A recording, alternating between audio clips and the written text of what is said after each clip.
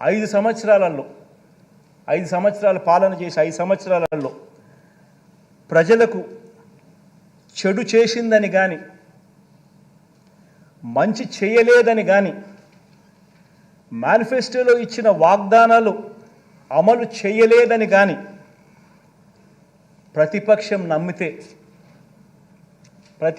నమ్మితే నిజంగా నమ్మితే అలాంటి పరిస్థితుల్లో అధికార పార్టీని ఎదుర్కోవడానికి ప్రతిపక్షాలన్నీ ఏకం కావాల్సిన అవసరం ఏముంది అధ్యక్ష?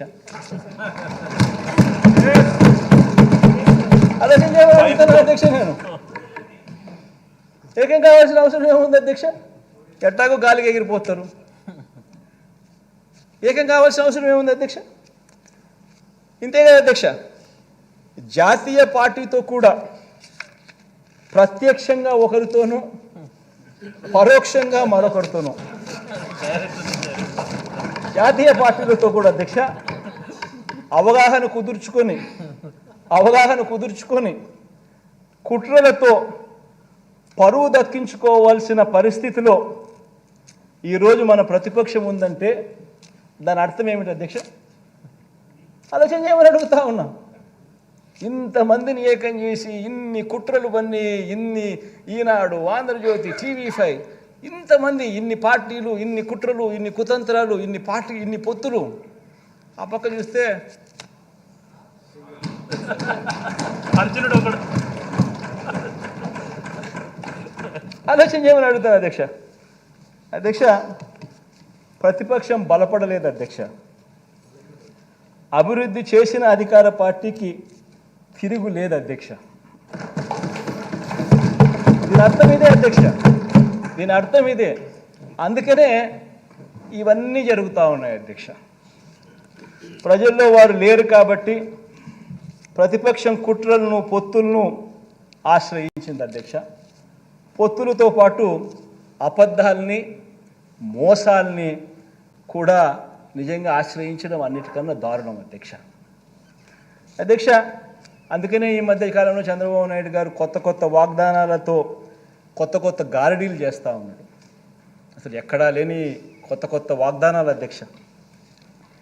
ఈ వాగ్దానాల గురించి మాట్లాడే ముందు అధ్యక్ష ఒక్క విషయం ప్రతి ఇంట్లో, ప్రతి పేద కుటుంబం, ప్రతి ఒక్క కుటుంబం కూడా ఆలోచన చేయమని చెప్పి కోరుతా ఉన్నాం.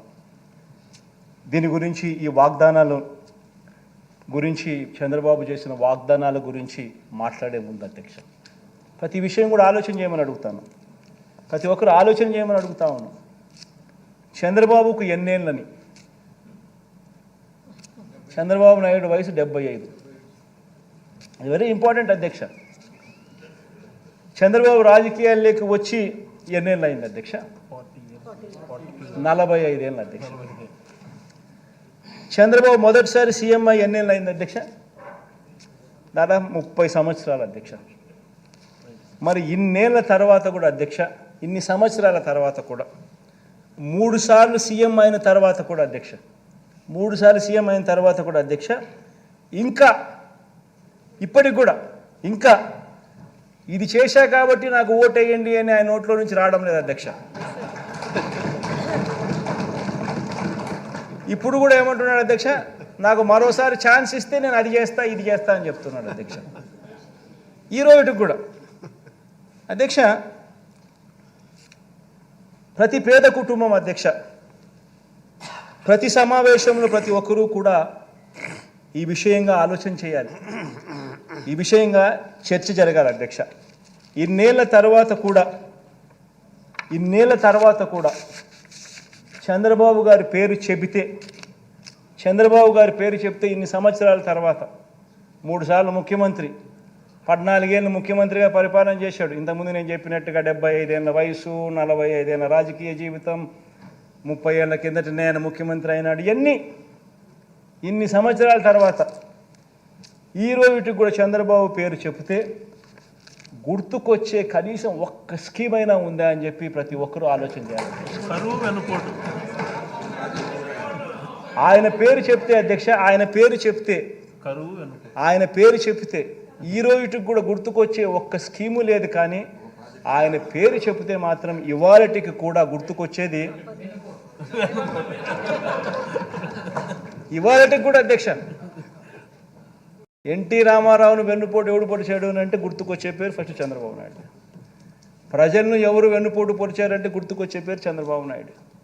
అక్క చెల్లెమ్మలను ఎవరు వెన్నుపోటు పొడిచారంటే గుర్తుకొచ్చే చంద్రబాబు నాయుడు. 2000 రూపాయల నిరుద్యోగ భృతి తర్వాత ఇవ్వకోకుండా ఎగరగొట్టింది ఎవరంటే ఇప్పటికీ చంద్రబాబు. బ్యాంకుల్లో పెట్టిన బంగారం రైతులకు ఇప్పిస్తానని చెప్పింది ఎగరగొట్టింది ఎవరంటే చంద్రబాబు. రైతులకు రుణమాఫీ అని చెప్పి ఎగరగొట్టింది ఎవరంటే ఇప్పటికీ చంద్రబాబు. గుర్తుకొచ్చేటివి అధ్యక్ష ఇవన్నీ, నేను చెప్పేటివన్నీ కూడా అధ్యక్ష. అధ్యక్ష బాబు పేరు చెప్తే అధ్యక్ష గుర్తుకొచ్చే స్కీమ్ ఒకటంటే ఒకటైనా ఉందా అని అడుగుతా ఉన్నాను. ప్రతి కుటుంబంలోనూ ఈ చర్చ జరగాలి అధ్యక్ష.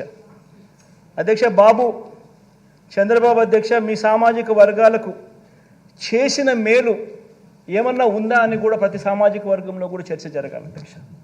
ఎందుకంటే ప్రతి సామాజిక వర్గాన్ని మోసం చేశాడు. అసలు ఆయన మేనిఫెస్టో వచ్చింది అని అంటే అధ్యక్ష ఇంతలా బుక్ వస్తుంది. ఆ బుక్లో ఒక్కొక్క పేజీలో ఒక్కొక్క సామాజిక వర్గానికి ఇన్ని హామీలను పెడతాడు.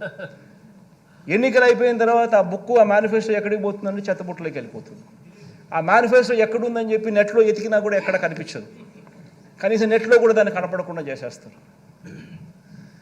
ఏ సామాజిక వర్గానికి కూడా తను చేసింది ఏమిటి అని అంటే కూడా కనీసం చెప్పుకునేదానికి ఏమీ లేని అధ్వానమైన పరిస్థితిలో ఆయన పాలన సాగింది. ప్రతి ఇంట్లో ఈ చర్చ జరగాలి అధ్యక్ష. అధ్యక్ష బాబు పేరు చెప్తే అధ్యక్ష ఏ గ్రామానికైనా తాను వెళ్ళి ఇన్ని సంవత్సరాలు ముఖ్యమంత్రి ఇన్ని బ్యాక్గ్రౌండ్ అంతా చెప్పిన 75 ఏళ్ళ వయసు అని చెప్పినాను, 30 ఏళ్ళు కిందట ముఖ్యమంత్రి అని చెప్పినాను, 3 సార్లు ముఖ్యమంత్రి అయినాడు అని చెప్పినాను, 14 ఏళ్ళు పాలన అని చెప్పినాము. ఇన్ని చెప్పిన తర్వాత అధ్యక్ష ఏ గ్రామంలో అయినా కూడా ఆయన అక్కడికి వెళ్ళి నిలబడి నా హయాంలో నా ప్రభుత్వంలో ఇది నేను చేశా అని చెప్పి అనుకుంటే కనీసం ఒకటన్నా ఒక బిల్డింగ్ అన్నా కనిపిస్తుందని అడుగుతున్నా. ఒక స్కూలు కనిపించదు, ఒక హాస్పిటల్ కనిపించదు, ఒక బిల్డింగ్ కనిపించదు. పైగా స్కూళ్ళన్నీ నిర్వీర్యం.